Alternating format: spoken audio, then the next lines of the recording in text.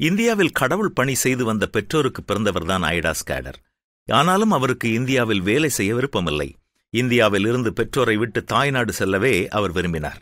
வெவ்வேறு காலகட்டத்தில் 3 மனிதர்கள் தங்கள் மனைவிமாருக்கு பிரசவ உதவி செய்ய ஐடா ஸ்கேடரை அழைத்தனர்.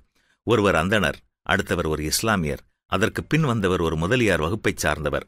இவர்களது குடும்ப பாரம்பரியத்தின்படி ஆண் மருத்துவரிடம் தங்கள் மனைவிகளுக்கு பிரசவ உதவி பெற்றுக்கொள்ள விருப்பமில்லை. பிரசவ உதவி செய்வதில் பழக்கம் எதுவும் இல்லாத ஐடா ஸ்கேடராலும் அவர்களுக்கு உதவ முடியவில்லை. சரியான உதவி கிடைக்காத காரணத்தால் அந்த 3 பெண்களும் பிரசவ நேரத்தில் மரித்து போய்விட்டார்கள். இதை அறிந்து கொண்ட ஐடா ஸ்கேடருடைய உள்ளம் உடைந்தது. அன்றே தன்னுடைய தாய்நாடு சென்று மருத்துவம் பயின்று வந்து இந்திய மக்களுக்கு உதவி செய்ய ஒரு திட்டவட்டமான தீர்மானம் செய்தார். அதன்படி கல்வி பயின்றால் மீண்டும் இந்தியா வந்த ஐடா ஸ்கேடர் ஆரம்பித்த வெல்லூர் கிறிஸ்தவ மருத்துவ கல்லூரியும் மருத்துவமனையும் இன்றும் பல்லாயிரக்கணக்கான மக்களுக்கு சரீர ஆன்மீக சுகமளிக்கும் இடமாக திகழ்கிறது.